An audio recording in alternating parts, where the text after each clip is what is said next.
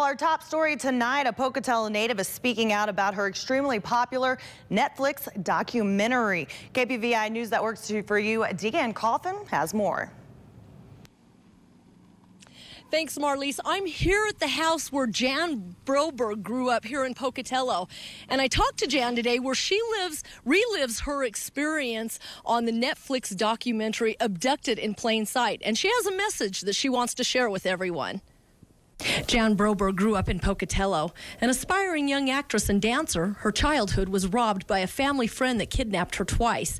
Jan shared her story in the documentary Abducted in Plain Sight that Netflix released in January. And that's why we all agreed to do the documentary. We felt like we had a story that might help someone else, and so we all as a family agreed that we were ready to tell the story and share every nitty-gritty detail, because we thought maybe it will help somebody else see through someone before they make a mistake or don't see the things that are there, but they're subtle. They're those subtle warning signs that you don't see because it's the person closest to you. She says she's got some mixed reaction to the documentary since it's been out. My mom and dad were so amazing. I mean, I would never have survived without the parents and the sisters and the friends that I had.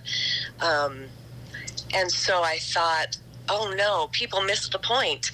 You know, they just are blaming my mom and dad. They're not blaming the master manipulator, the pedophile, the bad guy. Even she's had mixed feelings, saying she felt a sense of sorrow during the first month. A feeling like, why did I do this? This isn't my dad's legacy. My dad just passed away in November, and he was such a good man and such an important person in my life and in so many lives. Now, the current people that live in the home that Jan grew up in say that since the Abducted in Plain Sight documentary came out on Netflix, they've had an unusual amount of traffic go through here. I just keep having weird people stop by my house. I've had people come up to my doorsteps, knock on my door, asking if Jan still lives here, and I'm just going, I don't know what you guys are talking about. I've had people stop by taking pictures, just sitting outside my doorsteps. I'm just kind of curious what's going on, you know. Due to the popularity of the documentary, Jan's been overwhelmed with interviews, including Dr. Oz, Dr. Phil, The View, and E! News.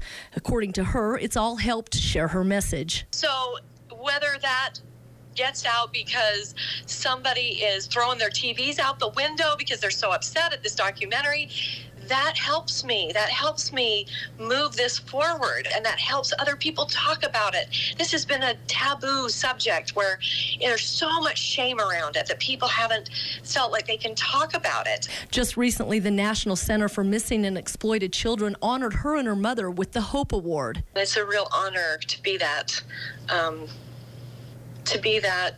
face, maybe, of all of those that have gone through something like this. And they deserve to have their stories heard and to be believed.